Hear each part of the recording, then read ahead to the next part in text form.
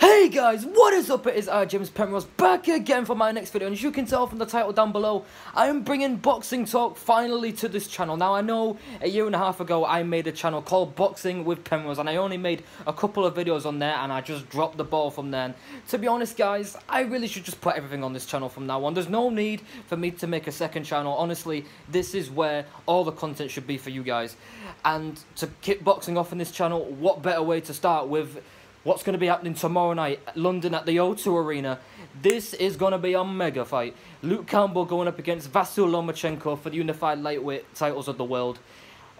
I'm so excited, but at the same time, I am shitting bricks for this. Because I'm telling you right now, if Luke Campbell pulls this off, which in my heart I believe he does it, this would probably be one of, if not the biggest upset by a British fighter of all time, in my opinion. Because when you look at Vasyl Lomachenko, first of all, his amateur career, I believe he's had nearly 400 fights, I believe 390 something, and he only lost one of those, and I believe he avenged that twice.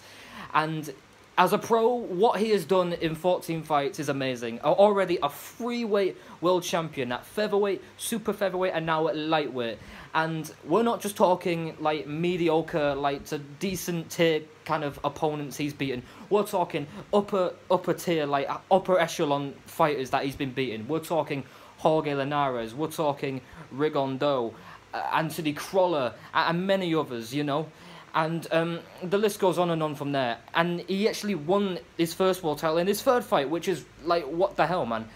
And for me, what makes Vasyl Lomachenko so successful, well, it's a many reasons really, but for me is his awkward style. The way he constantly puts the pressure on you, the way he constantly goes in and out, in and out, in and out. His stance is so quick. He changes angles constantly. 1 minute is going left, the next minute is going right, the next minute he's going out, and then he goes back in, and then he goes back out, and he goes back in. If you know what movie that is from, then I love you. But but his power, his speed, his timing, his accuracy in particular is just phenomenal. Something that I've really haven't seen in a long time from a fighter. Now that brings me on to Luke Campbell. Now he's probably one of the better fighters to have not won a world title, if that makes sense. He had that fight with Jorge Linares about 2 years ago nearly.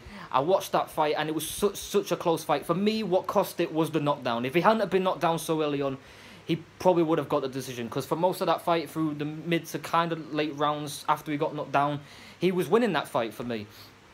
And for me, it was kind of just the knockdown that cost it really. Because it was close, but throughout the mid-rounds, Luke Campbell really did give Linares a really good argument in that fight. And he did so well. He did everyone proud that night. And especially considering the circumstances leading up to that fight, he did so super well. But now, this time round, everything's been going tremendously for Luke Campbell in his camp. But then again, same as Lomachenko. So what does Luke Campbell, what does he have to do to beat Lomachenko, in my opinion? Well, it could be many ways. One way could just simply be box on the outside, box boring, use his jab to try and stay away from Lomachenko's power. But then again, Lomachenko, he's so good at timing you and so good at reading everything you do that he'll probably never give you a chance to do that. So that's kind of out of the question. Or there is just simple another way. You need to somehow gamble with this guy and try and knock him out. Because again, like I said, boxing boring from the outside. Lomachenko ain't going to let you do that. So the best hope is kind of the fact that Luke Campbell needs to land something big and then capitalise on it from there. Obviously, don't get greedy. Don't get too, caught up in all this. You've got to think about defence at all times. He needs to box absolutely out of his skin to do this. And in my heart of hearts, he do this. But then again, it's one of them fights for me where do I predict with my heart or do I predict with my head? Because what my heart is saying that somehow, somewhere, whether it's by points or by knockout, Luke Campbell is going to defy the odds and he will win it. But with that said, I think you know what my head is saying. My head is saying, and I hate to say it, but I'm just being honest, my head is saying that Lomachenko is one of the best to ever do it in this business, that he's going to do it again, and I hate to say it, beat Luke Campbell. That's what my head is saying, whether it's mid to late rounds. I don't see him doing it early. I think we can all agree Luke Campbell will give a much better effort. And no disrespect to Anthony Crolla, I love Anthony Crolla. But we can all agree Luke will do a lot better than Anthony Crolla, because Luke Campbell's not just going to stand there, standing jumping up and down with his hands up all the time and not really giving much of an output. Like, Luke Campbell's not that fighter. He will give it 110%. Well, I'm not saying Crawler didn't give it 110%, but you get what I'm trying to say. Luke Campbell will go further than Crawler. Whether it goes to points or not, personally, I don't see it going the distance.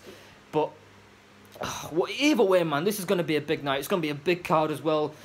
We got a heavyweight fight. We got Alexander Povetkin going up against Hughie Fury. That's going to be a massive, massive Chief support. We got Charlie Edwards defending his WBC flyweight title against Julio Cesar Martinez. That's going to be big. We got Joshua Buatsi. We got Joe Cordina. This is going to be a big night of boxing. And that main event, honestly, that's mainly what I'm watching it for. But it's just going to be a big night. But prediction. Well, I've given you two predictions. One in my heart, one in my head. But if I'm being honest, I hate to say it, Lomachenko wins in the late rounds. But I want to be wrong. I want to be wrong with all of my heart. I want to believe Luke Campbell wins this. And in here, I believe it. But here he's telling me, it's too big of an ask. But we'll wait till tomorrow. Nothing is impossible. If you saw what happened with Andy Ruiz and Anthony Joshua, you know anything is possible in this business. So, other than that, guys, thank you guys for watching this video. The next video we'll see will be after the fight, when I've given my thoughts on it, and I think you know, blah blah blah. I can't speak today. What is going on?